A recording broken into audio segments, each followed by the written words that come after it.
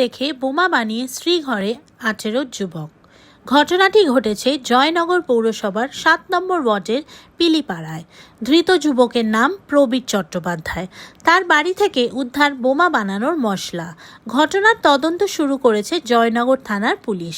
পরিবার সূত্রে জানা গিয়েছে, সারাক্ষণ মোবাইল নিয়ে বসে থাকতো সে। ঘর বন্ধ করে মোবাইল ঘাঁটত। কেউ ঘরে ঢুকলেই বিরক্ত হতো প্রবীর।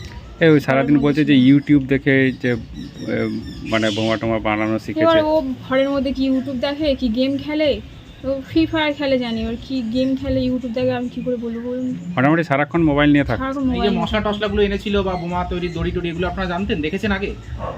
না কোনোদিন দেখিনি। ও ঘরে কাউকে ঢুকতেই দেয় না। ওটাই আমার ভাইয়ের ঘর। ওর ঘরে ও থাকতো, আমি আমার ঘরে থাকতো। ও ঢুকতেই দেয় না কাউকে ঘরে। কারোর সাথে মিশেও না, কথাও বলে না। আমি তোর সাথে কথাই বলি না। জয়নগর থানার সূত্রে জানা গিয়েছে, সম্প্রতি কিছু যুবকের সাথে তার ঝামেলা বাঁধে। তাদের শায়েস্তা করার জন্য বোমা বানানোর উদ্যোগ নেয় সে। ইউটিউব দেখে বোমা বানানোর কৌশল থেকে এবং প্রয়োজনীয় কাঁচামাল জোগাড় করে। তারপর এলাকাতেই পরীক্ষামূলকভাবে বিস্ফোরণ ঘটায়। মাঝরাতে এই বিস্ফোরণের ঘটনা ঘটে।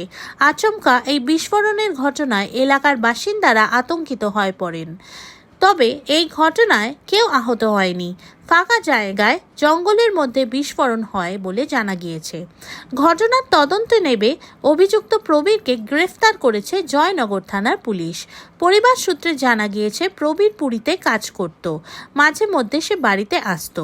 সম্প্রতি বাড়িতে এসেই ঘটনা ঘটায় সে।